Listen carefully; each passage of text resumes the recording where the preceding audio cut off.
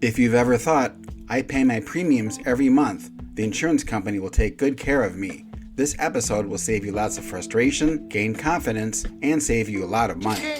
This is episode 9, titled, How to Document Your Property Damage So You Don't Get Underpaid. Today we're talking about properly documenting your property claim, which sounds kind of boring, but in the property claim world, documentation is basically your financial defense system. Welcome to the Happy Homeowners Hub Podcast, where we share real-life stories, break down the lessons, mistakes, and wins that can save you time, money, and stress on navigating your property claim, buying your first home, selling your home by owner, and home maintenance tips. I am your host, Fred Turner, and each week I'll guide you through these 4 topics.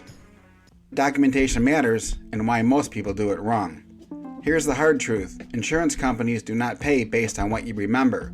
They pay based on what's documented, measurable, and provable. If it's not written down, if it's not photographed, if you don't have proof that it existed, if it's not clearly explained, it may as well not exist, or at least in their sight.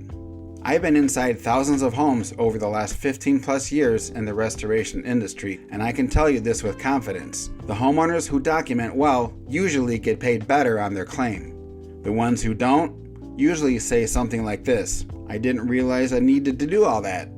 Let's talk through what it looks like in real life.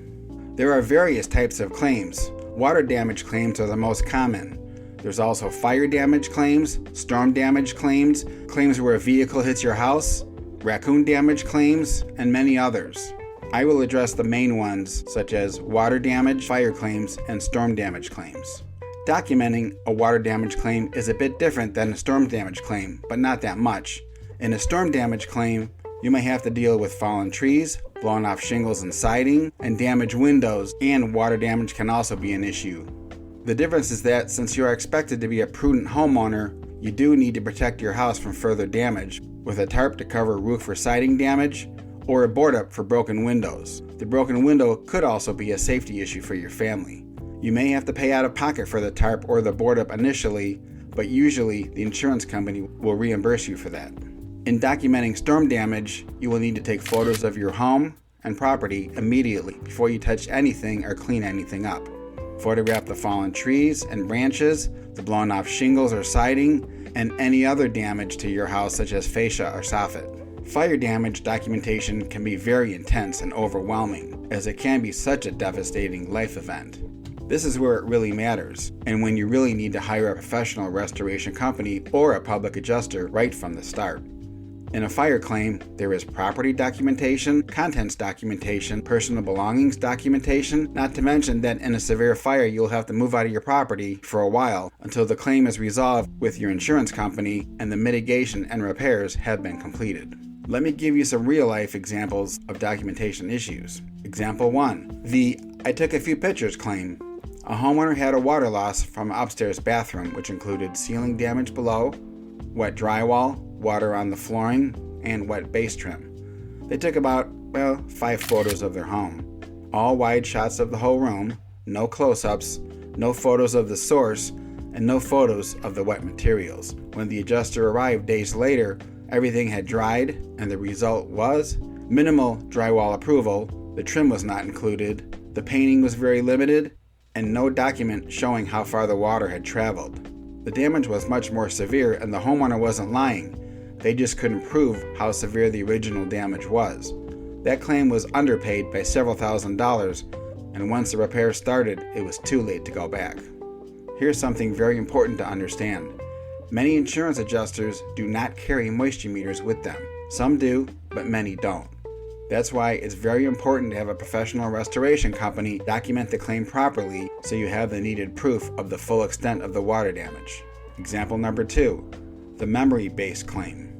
This homeowner trusted their memory more than documentation. They didn't write down or record a summary immediately after the loss happened. They didn't make a list of the damages. They didn't walk the property room by room. They didn't document personal property damage until weeks later. When it came down to discuss the claim, phrases like this showed up. I think it was damaged. I'm pretty sure it wasn't like that before. I don't remember exactly.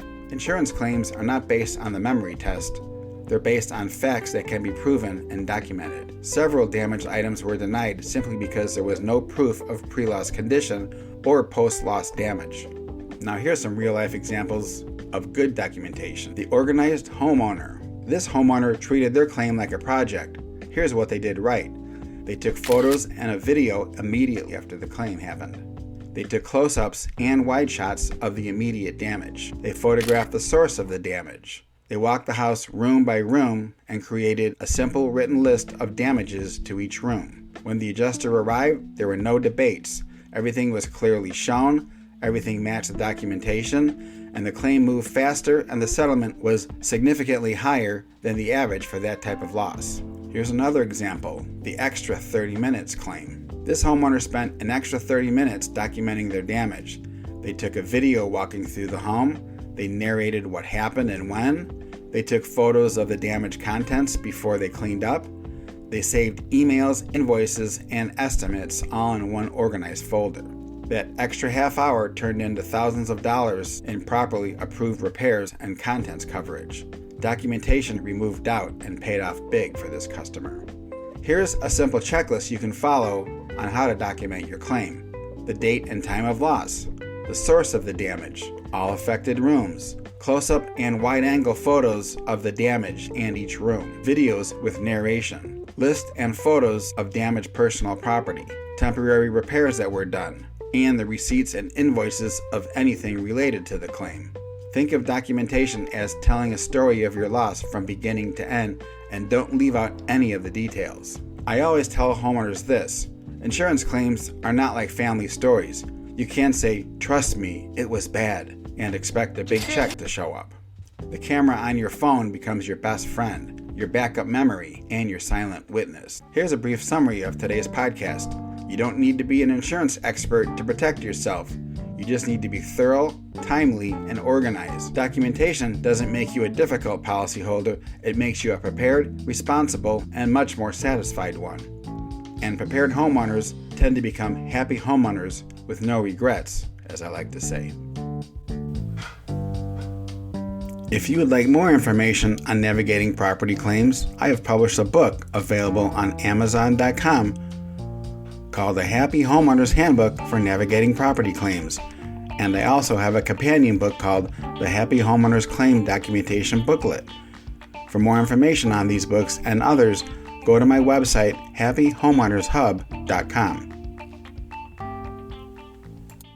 Here's the Happy Homeowners Hub Podcast disclaimer. The information provided in this podcast does not and is not meant to be considered professional or legal advice and should not be used without consulting a qualified professional. If you would like to receive my newsletter, which begins on March of 2026, just go to my website, happyhomeownershub.com, and fill out the Contact Us page and put the word newsletter in the message box. If you need coaching through a claim, that option exists too. You can sign up for a free claims discovery call to see if this might be for you. See details on my website and in the show notes. If today's episode was helpful and gave you confidence in knowing what to expect during the unexpected, that's exactly why this podcast exists. Property claims do not have to feel overwhelming when you understand how the process works and what mistakes to avoid. My goal is to make your homeownership journey smoother, smarter, and way less stressful.